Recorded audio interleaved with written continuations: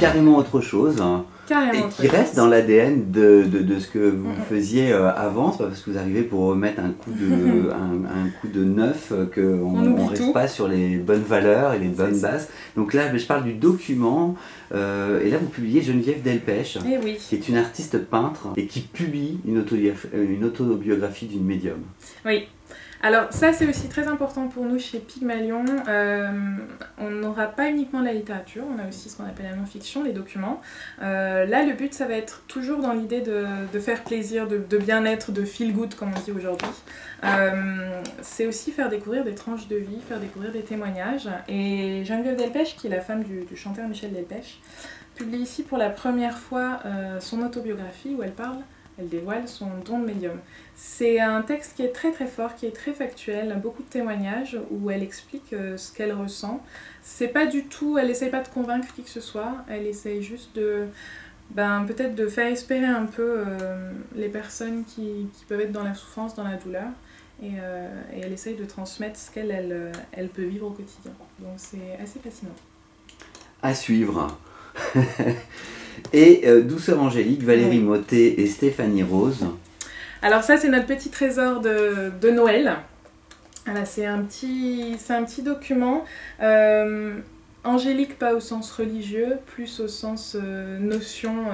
On a l'ange de la créativité, du lâcher prise qui est un peu important ces temps-ci. Et donc c'est un petit ouvrage illustré qui va vous emmener un peu dans l'épanouissement de soi, à chaque ange est associé une pierre, une couleur, etc.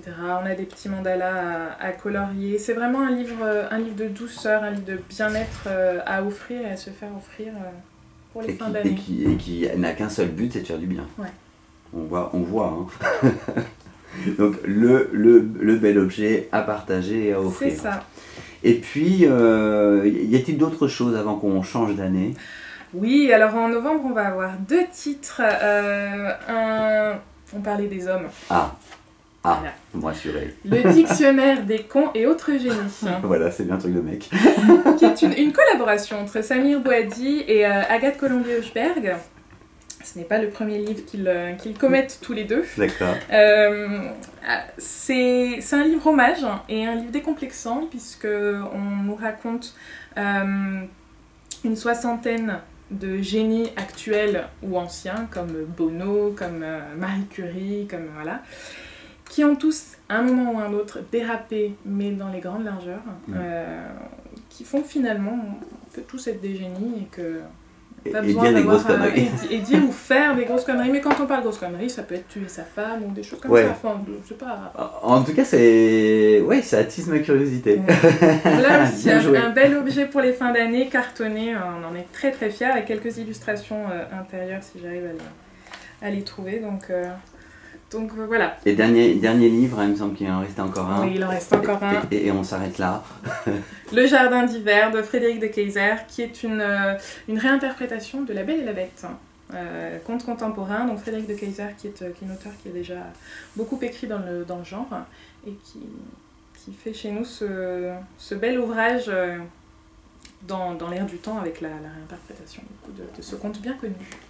Voilà pour cette année. C'est formidable, on a pu parler de toute votre actualité, les différents titres qui sont publiés chez Pygmalion, avec l'enjeu que tout ça, c'est quand même hyper nouveau, vous avez bossé très très fort pour que ça plaise au public, donc on est content de vous avoir donné la parole là-dessus. Est-ce que vous avez un dernier mot à dire justement aux gens ? Pourquoi ils doivent lire vos bouquins ?